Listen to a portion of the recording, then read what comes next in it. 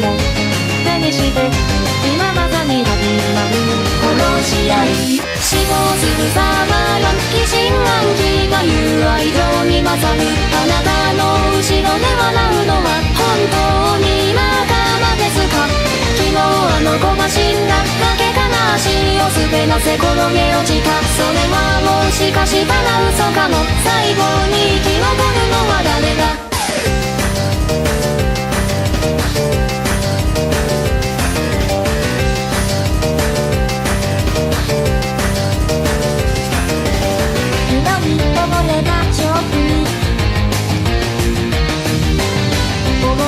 ダブル女貴族兄に恋するし飛ぶ家事少女。そしてその兄の婚約者。